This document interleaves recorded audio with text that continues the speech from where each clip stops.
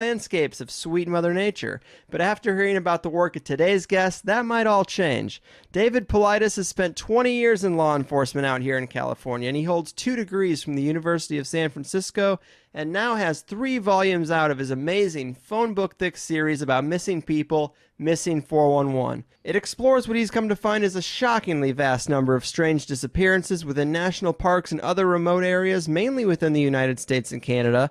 But as the research continues, it seems pretty safe to say that these odd commonalities among the missing extend around the globe. I've had a hell of a time reading about these cases, and I don't think I've ever been more perplexed by a topic that included so much data and evidence that something strange is clearly going on, and I can't wait to get down to it. David, my man, welcome to the show. Hey, thanks, Greg. Appreciate being here. Yeah, thanks so much. I mean, you've created an amazing archive of missing people, and there seems to be a lot of curiosity and interest over the cases you've gathered because they're so strange, but and the sheer numbers are pretty staggering too. But I think there's kind of a tendency to see shows like Nancy Grace on TV or hear about these huge famous cases of a kid gone missing that we get every other year or so. And I think people are under the impression that the coverage of those cases, that's an indication of the amount of people and children that really go missing. But that's pretty far from the truth, isn't it, man? I mean, you filled 3 books at this point. Correct. Actually, we just released the 4th book a few weeks ago. Wow. The topic is very, very complex. Without having a view of from 50,000 feet, it may look as though it's mundane, but when you get into the nitty-gritty details of it, you start to realize that there really is something here. Yeah, and I know you've spent a ton of time in the great outdoors yourself, and together with your law enforcement background, these things really put you in a prime position to be the guy who's doing this work because you recognize the strangeness and the patterns, and most importantly, the way that government agencies like the National Park Service are supposed to act, and they've been very kind of combative with you and withheld some information, sometimes unlawfully along the way, as you've tried to gather this data. It's been kind of strange, hasn't it? Well, I think it's a strange position for them to take. That's for sure. There's no doubt about it. I don't get it. What are some of the experiences you've had along the way trying to get some documentation for cases as you compile these books? Well, again, we're nobody special than anybody else. We run this organization under a website called the Can-Am Missing Project, and we just write Freedom of Information Act requests directly to the Park Service, just like everybody else. And according to the laws in the U.S., we have a right to government documents as long as they're not secret and they don't compromise the welfare of the public. Mm-hmm. And one of the first things we requested was a list of missing people from the 183 locations that the Park Service manages. And to our astonishment, they came back saying that they don't keep track of information on missing people, and they don't have any lists of missing people.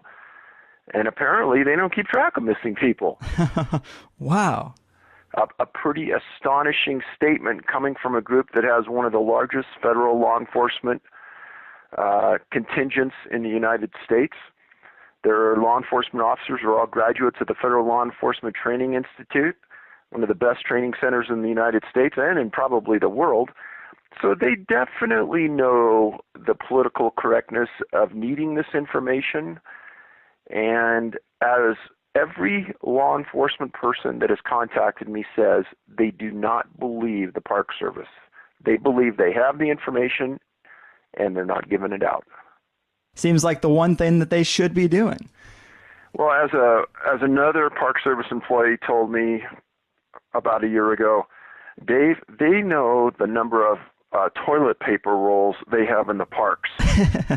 So to say that they don't keep track of everything at a minutia level, that's ridiculous. It's a government agency. They know the importance of keeping this information, and to say they don't have it is ridiculous. Yeah, and I mean, again, you're just finishing the 4th volume of these books, and these are not just regular missing people cases. I mean, these are cases that have strange commonalities, which we will get into some of them, but these are the cases where you filtered out a lot of the standard reasons people might think that someone would go missing in a national park or out in the wilderness, some of the things that seem a little more mundane. These are only the cases that have these weird oddities, right? Correct. There's a profile that we came up with after reading a couple thousand cases, and that profile is the only one that we applies and the only one that we will do research about. So say somebody wants to voluntarily disappear, somebody who has mental issues, drownings, things like that are excluded. Animal attacks, they're excluded. Things like that would be the vast bulk of the missing persons cases, we don't look into them. But after reading many, many, many cases, you start to see certain oddities fall out of the group. And again, these aren't easily found, and a normal person would never find them, and a person working on a search and rescue team in a county would never understand this unless you looked at cases, and I'm talking thousands of cases from primarily North America, but there's a small percentage that are falling outside the U.S. as well. In fact, in the last year, we've found a big association between cases in Australia and cases here in North America, and the oddities here have carried over there in the last century as well. But yeah, the normal cases that you hear about in the news, no, we don't work them, but if they do fit the profile, then we count them. It's so interesting that you're finding this to be a global phenomenon, because that just adds another layer of mystery to it, because you can't chalk it up to just, one group of crazy people in Yosemite who live in the backwoods who kidnap kids. You can't chalk it up to one thing in this area or one thing in another, or even the whole country. I mean, it makes you think that there's something going on, there's something out there that we just don't even know, or a force that deals with people and nature that we just don't have any information on. Well, and you did bring up Yosemite, so that's the largest cluster of missing people in the world that fall into the profile we've established. Now, there's 52 clusters of missing people in North America that we've identified. That Yosemite cluster is huge. It goes back about 120 years. And you're right, you couldn't say that it's a group of serial killers in North America that are at these different locations that have gone about killing people, because it surpasses a generation. And therein lies one of the mysteries behind why this probably has never been understood or identified in the past. A lot of these disappearances, one may occur, let's say in Crater Lake National Park today, one more may occur in 14 years, and then one more may occur in 16 years. So 3 disappearances in one area would establish a cluster, but that's more than 30 years, and generally law enforcement people don't stay more than 25 or 30 years on the job. So when you look at it in just your career, well, 2 incidences in 30 years you might not think much about. But when you have 4 or 5 or 6 in a 30-year period, it's going to raise the interest of everybody in that area and say, something strange is going on here. It's just enough not to raise the suspicion on a majority of occasions. Now, I bring up Crater Lake because there's been 5 or 6 boys under the age of 14 that have disappeared in or directly around Crater Lake under really, really suspicious circumstances. Definitely. Do you want to tell us about a couple of those cases? Well, I'll just briefly say that one boy was with his dad and his grandpa, and they were looking for a Christmas tree right on the outskirts of the park in an area where there was nobody. And they lost track of the boy for a short while. Just after the boy disappeared, it started snowing, and it continued snowing for days. Make a very long story short, a massive search effort went into this. The boy was never found. Now, there is a weather phenomenon related, and it is part of this profiling that we do, that, and we can't explain why, but in a majority of these circumstances, when somebody disappears, the weather changes for the worse. Mm-hmm. And sometimes it's rain, sometimes it's fog, sometimes it's snow, but it deeply hampers the search effort. Now, also in Crater Lake, there's a boy who had a disability, and he had a mental disability, and his name was Sammy Belkey. He and his dad went up there on a vacation. Sammy ran up on a mound of dirt on a turnout where they stopped, and he turned and he walked off the mound. The dad ran up to that mound, looked into the forest, didn't see the boy. Huge search. The boy was never seen again. Now, therein lies another part of the profile on another higher percentage of these cases is kids or adults with disabilities. And we're not talking just mental. These can be physical. These can be some type of rare diseases that some people never have, but these people disappear and sometimes they're never found. And so people with disabilities is another area that we've started to track in the last 3 years that has gotten some real interesting results.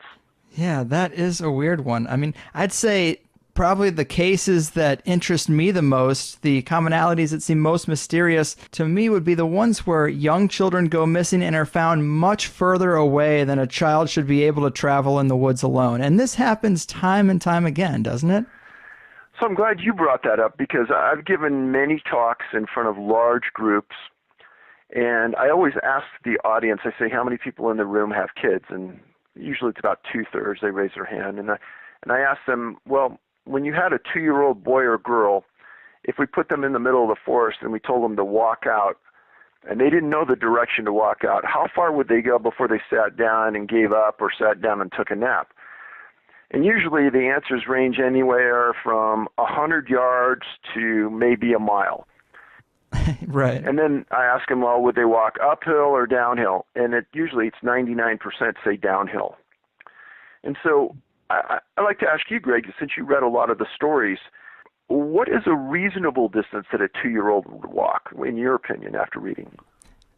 Man, I mean, I would say at max 2 miles. I mean, anything beyond that would seem super crazy. I mean, we're 2 years old. Think of how young that is. I would be surprised if they even got a mile. I mean, the woods are pretty treacherous. Like, it's kind of tough to climb over logs and over mountains and sometimes across big raging rivers. You know, it doesn't seem like they could get very far. And that's part of the point that the parents bring up in these discussions. They said, well, you know, a lot of kids don't start walking till 12 to 16, 17 months. Now you drop them in the woods with obstacles, creeks, like you said, logs. How far would they go, especially without an adult there prodding them? Right. That's the scariest thing. That's why I like this little section of stories, because it seems like there's some type of assistance. You know, it seems like there's some kind of intelligent, some kind of being that's able to pick up these kids and take them to areas that are miles away that they couldn't do on their own. So that's what's so eerie about it. But I guess to get into a couple of these cases, let's talk about this case of Tommy Jenkins. This kid was 2 to 3 years old in Fort Lewis, Washington, found 2 days later. What's his story? So that's an interesting one. For the people who don't know, Fort Lewis is in the central area of Washington. It's 33,000 acres. And in 1950, it was a big spot where the U.S. had approximately 6,000 soldiers on site and housed. And in the middle of it, there's an area called the American Lake, and it's a big lake kind of sitting in the center of the fort. It kind of bisects Highway 5 in that area, and it's a fairly pristine spot. Well, on May 4th, 1950, Tommy lived in a non-commissioned area of housing with his mom and dad, and they lived about 1,500 feet from the lake. Well, during that time span on that day, his mom kind of lost sight of him, and she knew that Tommy was playing with an Irish setter dog named Lassie that belonged to the next door neighbor. And I'll stop people there. Here's another part of this profiling is that a large percentage of people and kids disappear with a canine. Mm-hmm. And I can't explain it other than it's fact. And we'll talk about that more later. But Tommy disappeared with this canine. He didn't arrive back for lunch. And if you have kids, you know, your kids aren't late for lunch. They're hungry kids. They come back and they eat. Well, when he doesn't come back, the mom gets scared, calls the husband, calls officials. The base commander did the right thing. He shut down the base, and within hours, he had over 1,000 soldiers searching for the boy. Within 36 hours, he stopped everything on the base and he had all 6,000 of the soldiers searching. Wow. He had helicopters from the base in the air, and he had planes fly in formation around the base. 3 different bloodhound teams were used looking for Tommy during this time period. So the 3rd day rolls around, and a soldier is going through some bush, and he finds Tommy and this dog named Lassie on the beach in perfect condition. And they bring him back in, and the base commander gives an interview. And in the interview, he says there is no boy this age that could have survived the rain and the wind and the outdoor conditions we've had in the last 3 days. There's no way, unless he had some assistance. And that kind of shook up the base. And the dad kind of took the lead on that and tried to question Tommy, and he couldn't get a coherent answer out of him. And he couldn't determine if he was trying to be evasive or his mind was blank or something. But the final outcome was Tommy was in really, really good condition for a boy being out supposedly in the wild for 3 days. And then the other part of that is how in the heck did 6,000 soldiers, 3 helicopters, multiple planes miss a boy and a dog? Right. Yeah, that is such an interesting case. I mean, apparently it got to 40-degree weather, and like you said, raining. And the kid was. It seemed like he was taken inside for 2.5, 3 days, and then brought back out. Like he just walked right out into the yard to play with this dog. But I guess the only real thing that he said that was kind of interesting is he slept in an area with no homes, and that he fell into a creek. He said he fell into a creek, but he showed up dry. Just so weird.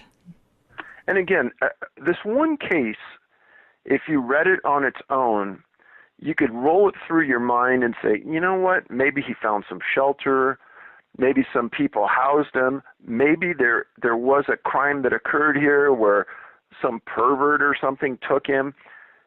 But that's one case of hundreds and hundreds, approaching 2,000 now that we've identified, that doesn't make any sense. And another thing we should point out about the numbers that you're gathering is a lot of this, in terms of documentation, there are issues with classification. If someone is presumed dead because of the elements, or if they've been missing long enough, they're no longer in missing people files. That's kind of an issue for you when you go back into some of these, isn't it? Well, and that is a big, big issue, and that's part of the National Parks, Department of Interior, and U.S. Department of Agriculture that manages a lot of this land. That's part of a classification they came up with to eliminate these people from public record. Meaning, say somebody disappears in a national forest and it's snowing, blah, blah, blah.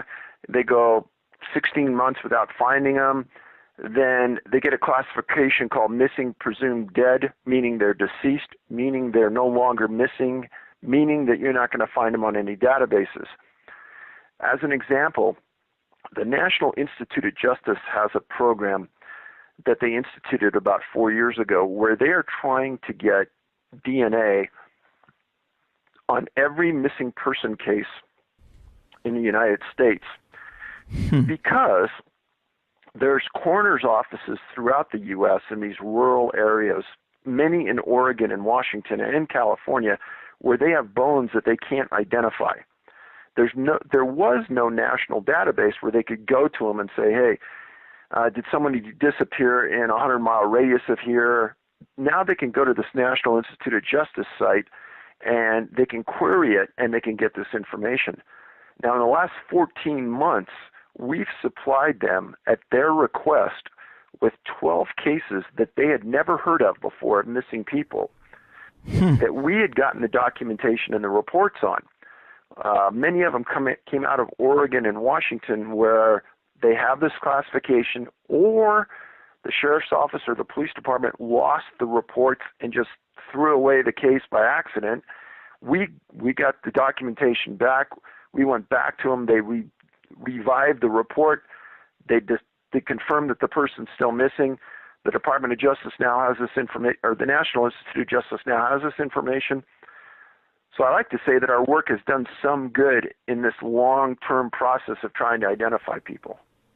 Yeah, that's definitely noteworthy. Yeah, on the subject of Oregon, let's talk about these two cases that are kind of connected when we're talking about kids that are traveling distances they shouldn't be able to. These cases are 30 years apart, but only 19 miles by distance, and that would be Cody Sheehy, I think, and Keith Parkins.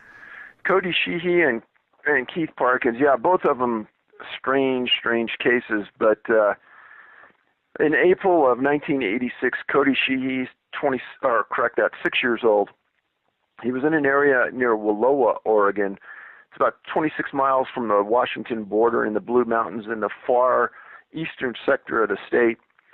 He went on a picnic with his family, and he and his sister were playing this game called Explorers, where they kind of split up and they hide and they stay hidden for a little while. And anyhow, as it was happening, at about 12:30 that afternoon, the mom couldn't find Cody. Well, the mom, the dad, and the sister searched till 2:30, and they then called law enforcement. And within a couple of hours, this is quick for this part of the country, they had 2 helicopters in the air with FLIR, forward-looking infrared radar, and a dozen searchers were on site within an hour. That first night, searchers got up to almost 75. They're walking on the ground, they're yelling for their boy, they're calling his name, blah, blah, blah. They're not getting any responses. The helicopters with the FLIR in the air aren't seeing anything on the ground. At 7:30 a.m. the following morning, Cody arrives at a house on the outskirts of this nearest town. And this house was 18 miles from where he was camping with his family on this picnic. And he walked up and he asked for some help. And the people wisely grabbed him and said, hey, we'll get the help for you. Law enforcement was called, and he's identified. Well, he made some real fascinating statements. He told his parents and law enforcement that he hid from a helicopter that night. And the interesting part was there were no helicopters up at night, and they don't fly at night because of safety reasons. And he also said he hid from coyotes at night. And that puzzled the people because they were out at night on foot, and they didn't hear or see any coyotes. He was found to be in excellent condition, and it goes back to that statement you said earlier, Greg, where this boy at 6 years old went 18 miles in about 14 hours. Right. 16 hours. Unbelievable. It's too weird. And then Keith Parkins was actually 30 years earlier than that, but just 19 miles away, something very similar, right? Correct. He was visiting his grandparents' ranch, and he was walking around the ranch. He was only 2 years old, and he disappeared. There's a giant search, and people are coming out of the woodwork to help. And this location is 90 miles southwest of Wallowa. In the general area, so to speak.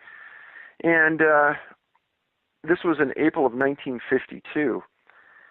And the following morning, 19 hours later, after he disappears, 2 mountain ranges, several barbed wire fences, several creeks, 2 search and rescue people and his dad are in a dry creek bed 12 miles away, and they find the boy face down in this dry creek bed, alive but barely.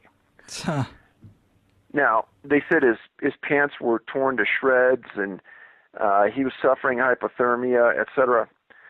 Now, when we read this, and there were 3 of us that read this, we said, wow, that's a phenomenal story. But almost simultaneously, the cops in us come out and they say, well, wait a minute. This 2-year-old boy is gone for 19 hours. There isn't a search and rescue person in the world that would tell a dad and other workers to go look in a creek 12 miles away. That's ridiculous. Right.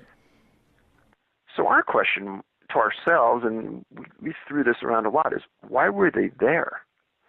What did they know, or why did they suspect that would be a reasonable place to even search? Mm-hmm. Yeah, I'd have the same question. It's Very odd. And not only are there a lot of cases where these kids are found many, many miles away, but also sometimes in mountainous areas they're found miles up, which seems even tougher for a kid under 10 years old. One of my favorites that I thought, it's hard to say favorites, but one of the ones I thought was most intriguing was Kenneth Edwards, 5 years old, in Rosemont, California. You remember that one? Oh yeah.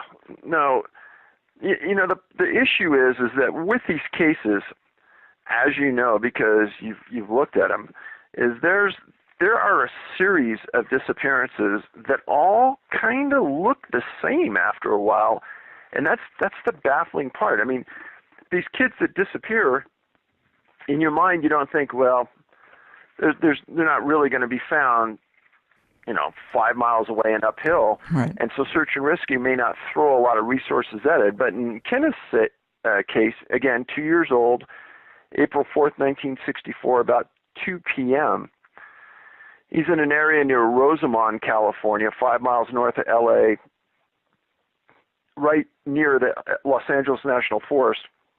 His family took a trip, and they got into this area, and somehow or another, Kenneth got away from them. Well, the parents called the CHP, California Highway Patrol, National Guard, Kern County Sheriffs. Multiple bloodhound teams come into the area, and initially they started to question the parents because the dogs aren't finding any scent. And this is another part of the profiling, is that the dogs on these cases 99.9% of the time can't find a scent. So the sheriff's office moved their perimeter, meaning the area they're searching, from 2 to 5 miles out. And they're yelling for the boy. They're not hearing anything. They're not hearing a boy. They're not getting anything. So a Native American tracker came in. He didn't find any tracks of the boy. And then about 2 miles from the original camp, they find his jacket and his sweatshirt, which they thought was strange because it was really pretty cold outside. Mm-hmm. And then later on, they find him lying on a ridgetop on a cliff 7 miles from where he originally disappeared and 1,000 yards from the sheriff's command post, which they had moved. Now, he's found face down, which is an unusual way to find somebody, but a common way that people that we've identified are found. Mm-hmm. Now, the original story was that he was chasing a rabbit and got away from his parents. Well, there's multiple issues about this that don't make sense. First of all, how could the boy outrun his parents if he was chasing a rabbit? Yeah. How could he get 7 miles away at 2 years old, and how could he find and get on top of a cliff? Right.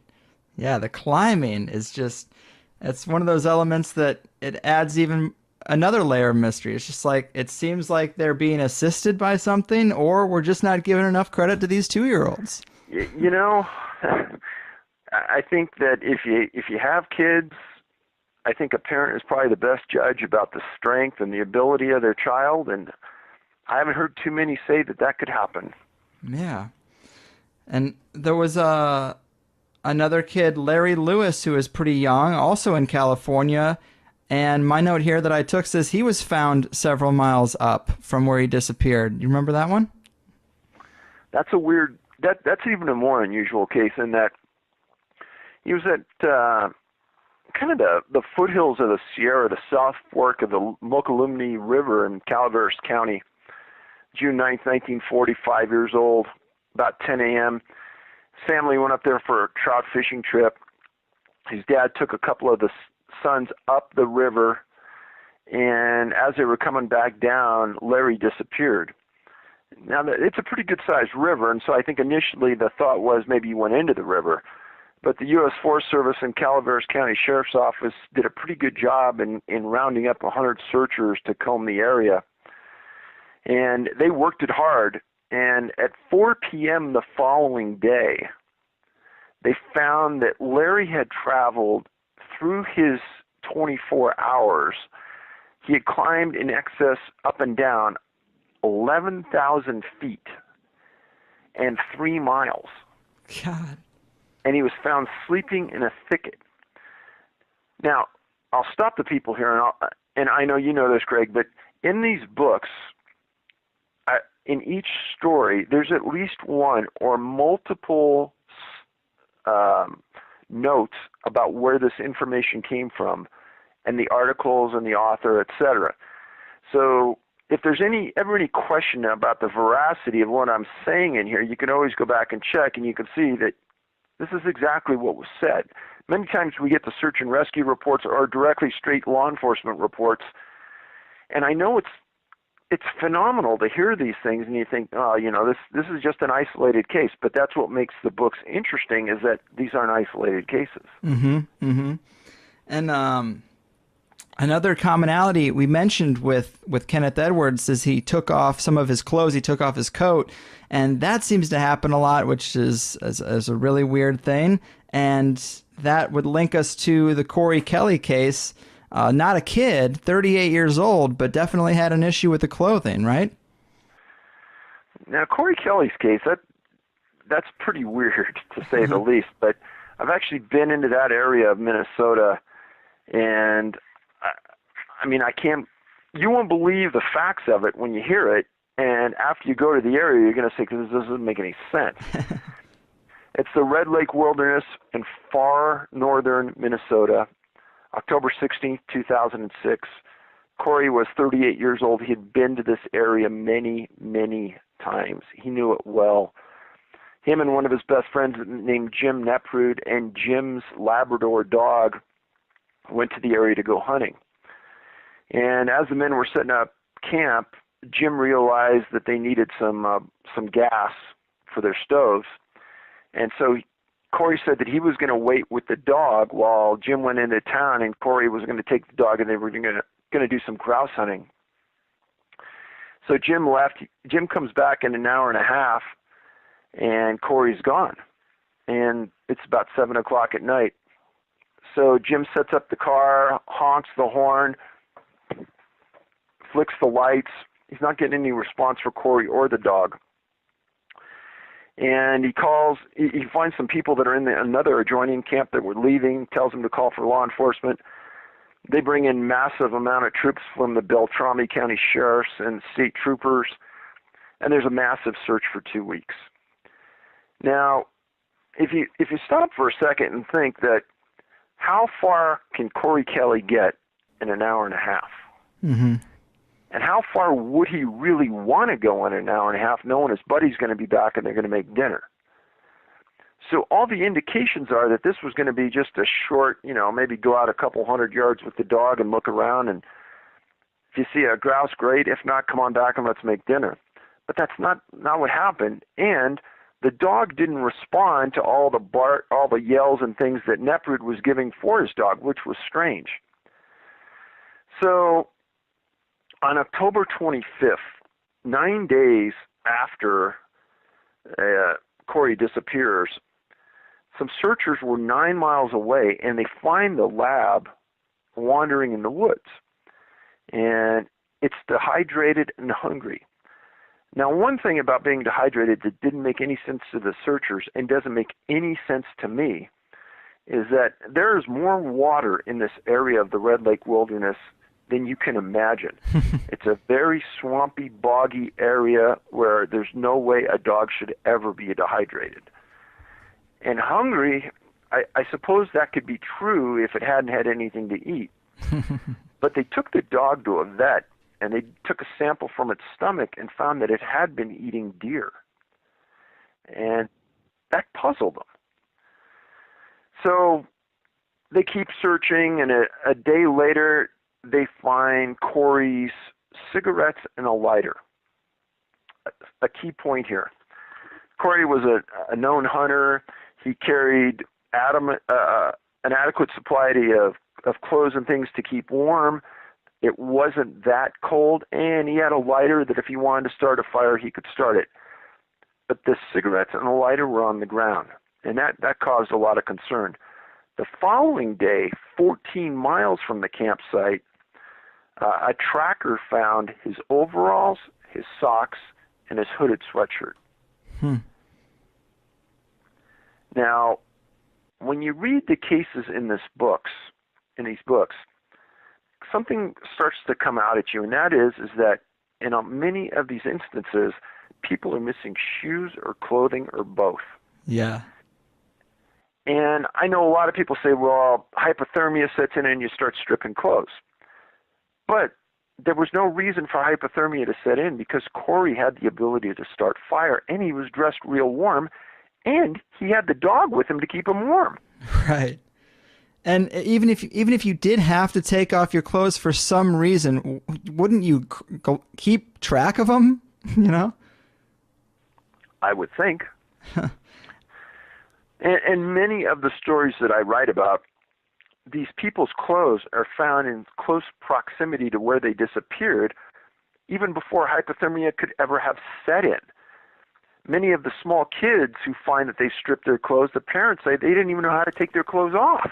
Right. Yeah. At that young age, it's even weirder. I mean, you've been looking at this for a lot longer than I have, of course, and I can't think of any, but have you ever gotten a rational response as to why people would be missing their clothing outside of, I guess, hypothermia? Well, it's called paradoxical undressing, and it's paradoxical because they can't figure it out. Right. And so I think there's a little more to this than everyone kind of understands, in that it's a convenient answer to a very complex scenario. And as you'll see, so about October 30th, about 14 days after the search started, snow is falling. They hamper the search. And again, dogs, canines coming into the field, they can't pick up a scent. And so this goes off and on for another 2 weeks, and finally, the efforts to find Corey are terminated on November 23rd. On April 28th, snow starts to melt, things start to come open again, and the sheriff gets in a helicopter, and they start flying the area around where they found his clothes. And in some real high reeds, about 15 feet off a nearby trail, they find Corey laying nearly naked in the reeds. Huh. So, does it make sense to anybody what happened to Corey Kelly? No. And the sheriff made a statement that he thought that Corey must have died that first night. And he has no reason why he made that statement. He has no justification. And Corey's mother was interviewed, and she said, I don't believe my son even could have made it 14 miles through the woods to where he was found in that first night. Mm-hmm. And better question is, why would he? Right. It doesn't make logical sense. And I just think taking off shoes, I mean, that is just the worst idea if you're outside. Your feet are very sensitive. You can't travel without shoes. It just seems like of all the things you'd want to keep if you weren't well equipped to be out there is your shoes. So as I've told this before, and our group has talked about this at length, what's the one thing about shoes that may be different about everything else we wear on our body? And I always ask people to think about this. And the one thing we've come up with, and we're not saying this is a reason or it's not, but the one thing about shoes that's different than everything else we wear is it's probably the one place on our body that has the most bacteria. And I don't know what it means, but that is the one thing that's different.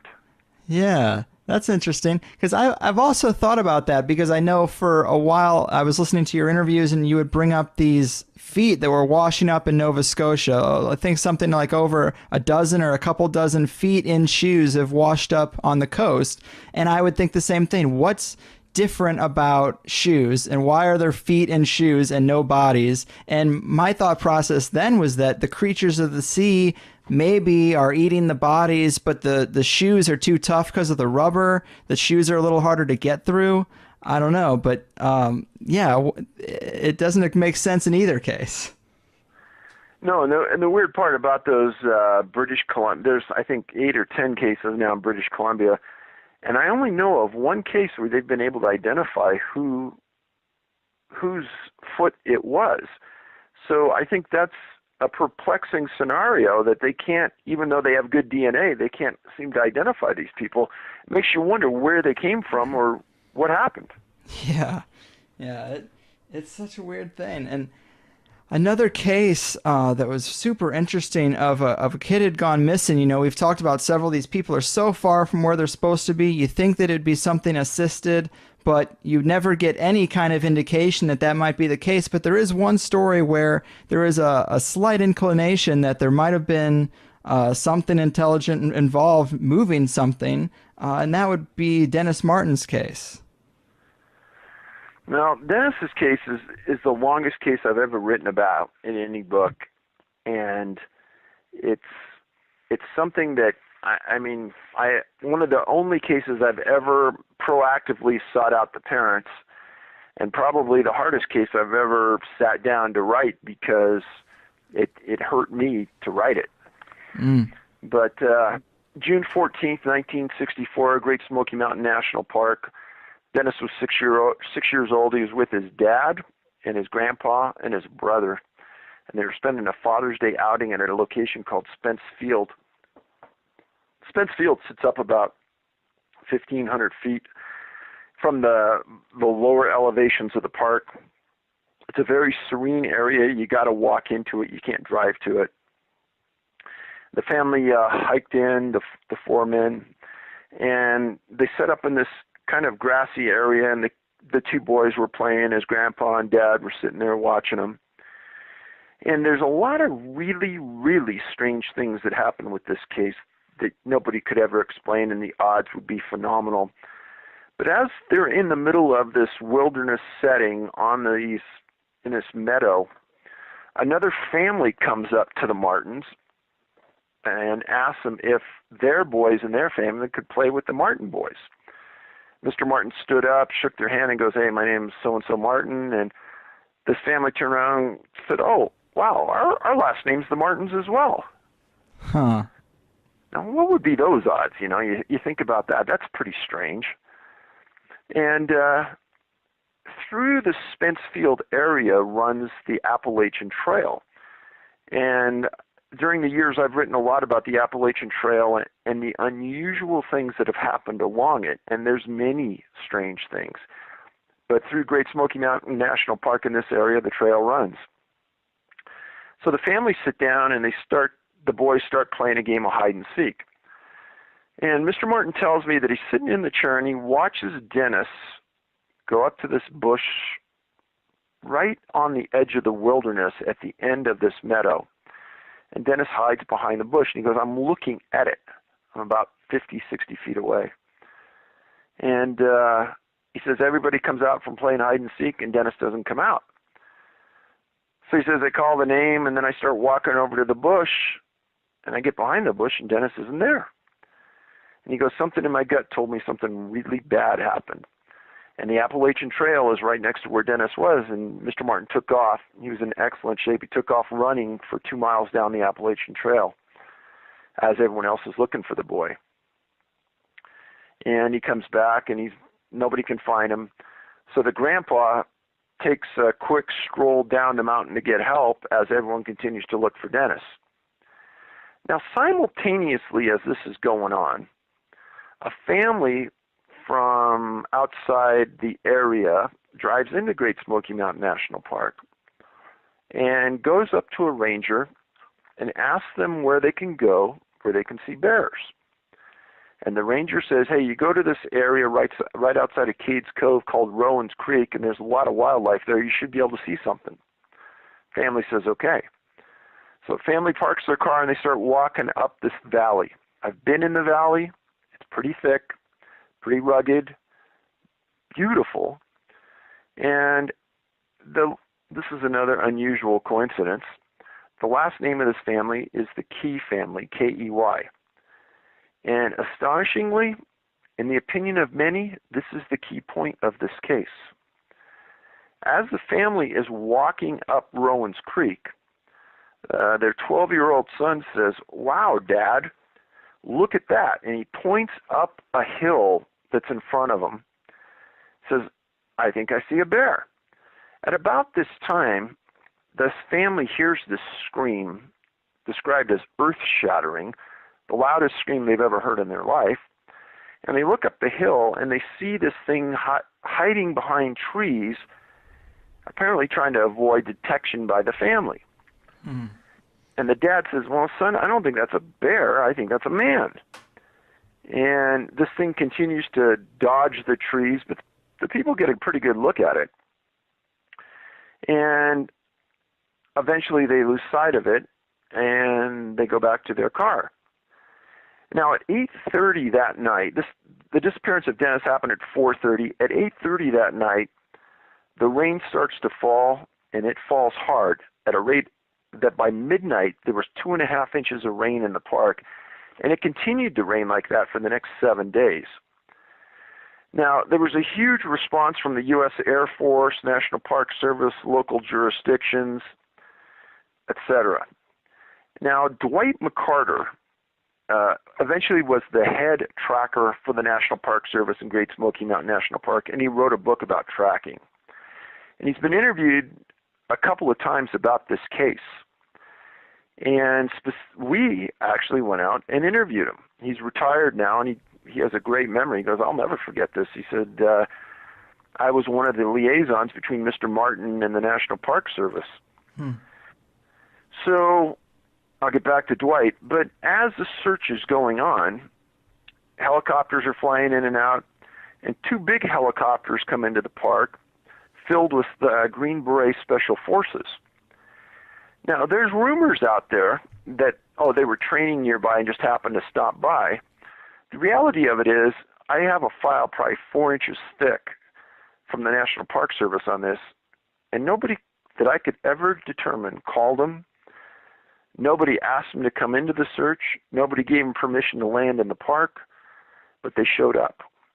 And McCarter told me that when they came in, they set up their own camp away from everyone else with their own communication systems. And when the National Park Service says, well, why don't we put 3 of your guys with 1 of our guys since we know the area and we could be more efficient searching, they said, no, we'll search by ourselves. Very, very strange, according to McCarter, that no other group had ever done that before. So at the maximum point, there were almost 1,400 searchers inside the park looking for Dennis. And the FBI sent an agent to, quote-unquote, monitor the case, but they didn't suspect that a crime had occurred, but he was going to monitor the case. So the day after Dennis disappears, on the front of the Knoxville Times is a picture of Dennis Martin about this disappearance. The Key family reads it and says, wow, the times are kind of close. I wonder if what we saw on the mountain had something to do with Dennis's disappearance, since it was almost directly below where he disappeared. Right. So the FBI sends an agent and a ranger to contact the Key family, and the Key family says, hey, we'll meet you at the park, and we'll show you the point where we saw this, and you can kind of see the distances and things. FBI says, no, we'll meet you at your house or somewhere in between, but don't come to the park, which is wrong, because as an investigator, you want to see the distances and see if they could see what they claim to see. And so it seemed odd. And Mr. Martin had an agreement with the FBI and the Park Service that any leads that they had on this case, that they would immediately come to him and tell him. He never left the park. He stayed in the park for 6 weeks, nonstop, helping, looking, kind of being the eyes and ears. He's an architect. He's a very smart man. And I think he did the right thing by staying there and monitoring the situation. But make a long story short, that Key family observation wasn't told to him by the FBI or the Park Service. A reporter happened to hear about it from another source, went out and interviewed the Key family, came back and told Mr. Martin that, hey, the FBI has already interviewed this family, and you ought to get on this. This sounds like an interesting lead. So Mr. Martin confronts him, and he gets told a series of lies. He gets told that the time frames couldn't work. He gets told that it wasn't a substantiated sighting, et cetera, et cetera, et cetera. And he gets mad. So he gets a hold of McCarter and he says, "Hey, Dwight," he says, they're saying that the times don't match up, blah, blah, blah. And McCarter says, "Well, I think they do." He says, "Let's you and me just move at a quick pace, but let's see if we could do it." Mm-hmm. The following day they do it, and they do it within the time frame that the Key family saw what they saw. This makes Mr. Martin even more mad that they're outright lying to him now. So he gets a hold, and he actually gets an opportunity to talk to the Key family, and the irritation gets worse. Make a long story short, the Park Service doesn't tell him the truth. They're evasive with their answers. He gets the feeling that he's never told the truth from the beginning. He told me he had the feeling that somebody was pulling strings at the upper end of the National Park Service, and that the superintendent was merely a mouthpiece. That was his words. Man. So, if this was your son, can you imagine how irate you'd be at this point? Right, of course. So, after 2 months, everything starts to wind down. There's rumors that there was a shoe print found somewhere. They didn't really find anything worth a darn. And from what I read on this, and after interviewing McCarter's beliefs were that Dennis was abducted. Even though there's nothing anywhere that says that this was a possibility, he was there at the time, he knew the distances, he knew the facts, and that was his opinion. So I said, well, Mr. Martin hasn't talked to the press since the day this happened, supposedly because even the press lied to him. So myself and another investigator, without a phone call or anything, just went up and knocked at his door. And he came to the door, recognized him, and I explained who I was. I said, I've devoted months to the case. I probably know more about it than anyone other than your family, and I'd like to talk to you. And he says, the disappearance has ruined my life and my wife's life. It's been a compelling issue for all of us. We can't get over the fact we lost our son, and we decided years back to just put it to rest and not talk about it. I said, hey, I came here from California. Can you give me just 15 minutes of your time because I have some really important questions to ask? He opened the door, came outside on the front porch. He says, Dave, you got it. What do you want? So he confirmed everything that I just said. But in addition, whenever I'm interviewing a witness on a case like this, I always ask them a series of questions at the end that I need clarity about and things maybe that I didn't understand. And one of the things I ask is that, what do I need to know about this that wasn't in the press, that wasn't talked about in the media, but has been a compelling issue to you? Mm-hmm. And Mr. Martin says, well, Dave, he goes, that thing that they saw on the hill? I said, yeah. And he says, there was never anything in the paper, never anything in the media, but that Key family told everyone that whatever they saw had something on its shoulder. Mm. And he says they wouldn't put that in the paper. They wouldn't talk about it in public, but they would tell me. Man, that is such a fascinating case with so many details. It is super sad. And if I'm not mistaken, isn't there another detail about an FBI agent that was investigating a lot of disappearing people in that area? Yeah, there was. And when I started to look into this case, there were several others in the general region that disappeared. But in addition to Dennis, there were also 2 other people that disappeared inside that park after him under suspicious circumstances. And in all of these cases in the park and around the park, there was the same FBI agent that was sent by the Bureau to quote-unquote monitor the case. Now, when an agent is sent to monitor a case, every day he writes a series of notes that get sent to Virginia to the profiling center, where other agents look at it and they try to find matching cases in other areas that are similar. And similar to what I'm doing on these cases. And this agent did this in all of the cases. And after a while, whatever agent is writing it will get responses from headquarters about, this matches this matches that, blah, blah, blah. Well, in my conversations with Mr. Martin, I said, okay, so yeah, the Key family saw this. That and I said, wow, that's pretty impressive. He says, yeah. And he says, Dave, I know you also wrote about these other cases in the area, and he said you specifically mentioned this FBI agent. I said, yeah. And he says, do you know that that FBI agent committed suicide? I probably had a deer in the headlights looking at him. He said, no, that's true. And after we left, we did confirm that that agent did commit suicide. Wow. It's like this case of all cases is the one that makes me think that they know more about what's happening and they're covering something up. And the answer that I've heard you give in the past for why this might be is just they don't want to lose park revenue because it is such a huge thing for their states, and everyone wants just the nice, cuddly image of Smokey the Bear. They don't want to think about anything else dangerous out there. Well, one of the things in the latest book that I wrote about is I got pretty lucky. I was in a national park, maybe it's a year and a half, 2 years ago now, with another investigator.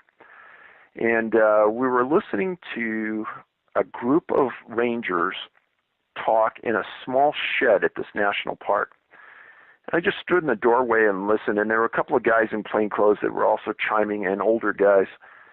And I could tell this one guy really knew a lot, and he was either a retired ranger or something. But I followed him out into the parking lot and I introduced myself, and we ended up having this lengthy conversation. And he was a retired special agent from the National Park Service. And what that is law enforcement rangers do that first contact on a victim or a suspect in the field, and the special agents inside the Park Service are the follow-up entity. They're like the detectives that do the long-term investigative work. And this guy was a retired special agent for the Park Service. And I explained to him the type of work we'd been doing and the results we had and the responses. And he looked me in the eye after I said, why would the National Park Service take this position? And to quote him directly, said, Dave, it's a complete lack of integrity. And when a family is at its lowest possible point and they look to law enforcement and they look to the government for support, and they get lies and evasiveness, can you imagine what that would do to you as a person at that lowest point in your life? Right. I mean, we deal with a lot of issues on this show that involve distrusting government agencies, but man, to think that you would have trusted the government the whole time, and then when you really need them, you never thought you would, and you face these kind of roadblocks just to get information about your own relatives. It's very sad. It's completely debilitating. I mean, I talked to Mr. Martin about it, and I don't know how he didn't go completely crazy on the Park Service for what they did to him. Right. And he told me, he said, Dave, this is the reason why I don't trust the press and I don't trust the government. He said, they lied to me, they were evasive. He said, the only guy that was even was honest to me was Dwight McCarter. He said, he tried to help me understand, but even he couldn't understand why they didn't think at the beginning that this wasn't an abduction and handle it appropriately. Mm-hmm. And on the subject of that thing that the Key family saw, I mean, any speculation on what that was? I mean, did it seem like a person? Or, I mean, she described it as a bear. Of course, everyone knows that the most famous cryptid is Sasquatch. I mean, it just seems very weird, but that's the only thing that it kind of seems to allude to. So McCarter, I asked him about that, and he said, well, he goes, a few years before Dennis disappeared, this was a time when the rangers were not armed in national parks. And he said a ranger was working alone in the back area of Great Smoky Mountain National Park, and he was attacked by what McCarter described as a wild man, meaning a guy living off the grid like you and me that lived off animals, that wore furs and didn't have any ethics. And he said that this wild person attacked the ranger and almost killed him. And he said, he goes, the only thing I could think of is that this family saw one of these wild men that lives in the parks, that the Park Service doesn't want to acknowledge lives there, and maybe took Dennis. But he says it'd be conjecture at this point, but he goes, I don't know what else to think of it.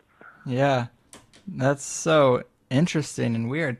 And on another radio show, I heard you talking about this case, and you had alluded to, or you just kind of mentioned in passing that there was a remote viewer report that was fairly interesting, and I was pretty intrigued by that. Do you have any details on what that remote viewer saw? Actually, it wasn't a remote viewer. It was a psychic. Gotcha. He had written in to the Park Service and supplied a report that was in this massive amount of documents. And this guy had some apparent notoriety for the time and said that his mind had a difficult time going to where it was going because it was such a dark place. Wow. And he thought there was a creek nearby, there possibly was a cave, but that what was happening to Dennis was beyond the realm of his comprehension. It was along those kind of lines.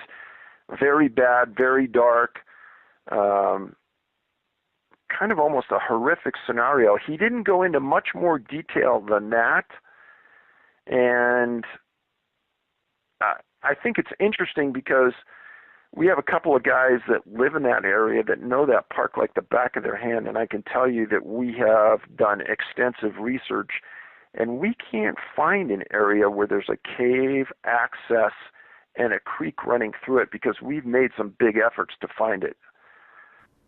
Man.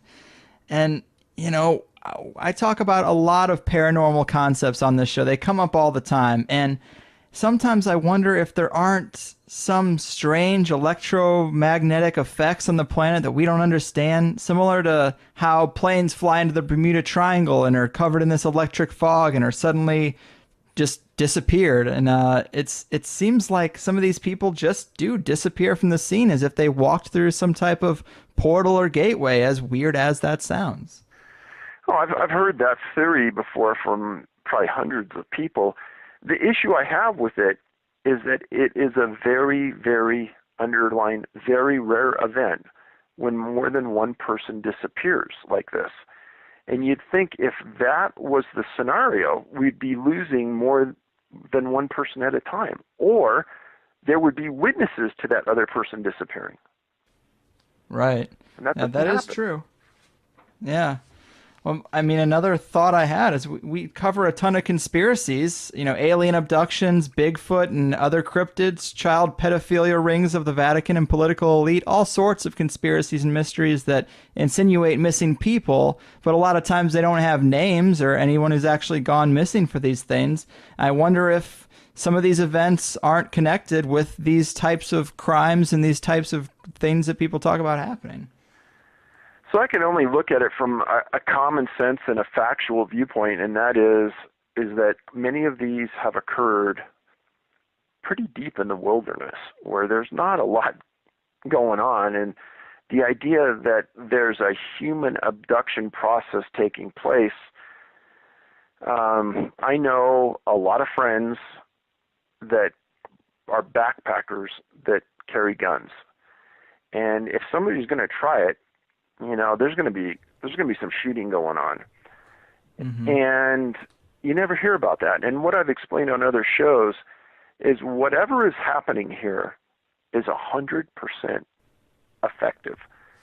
Because if they weren't, right, we would hear about a mistake or we would hear about an attempt, and we don't hear about that.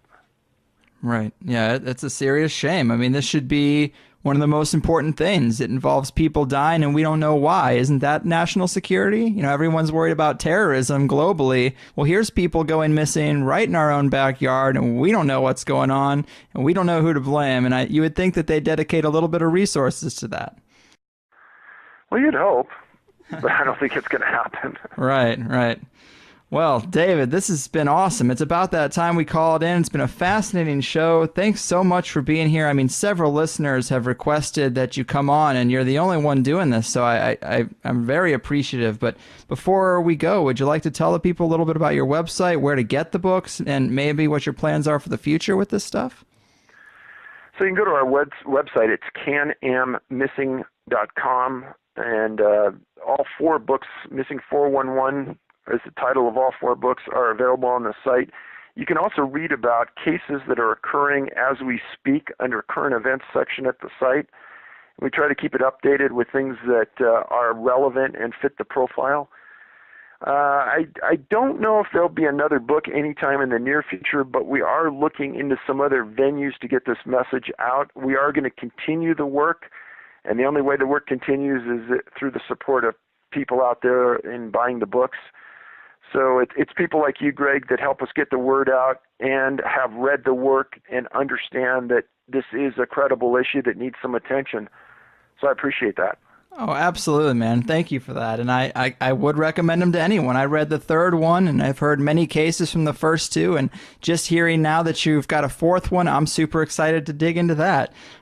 It's super interesting stuff and far different from a lot of the things that are similar in this realm of fringe topics that I get into. So I appreciate it. And the families, I'm sure, appreciate what you're doing too. But thanks again. Keep doing it. Be careful out there, man. You're digging up a lot of stuff that some powerful people seem to want to stay hidden. So make sure you take care of yourself. I appreciate it, Greg, and I'll try. All right, man. Have a good one. Thank you, sir. You got it. There we have it, people. Man, I love this show.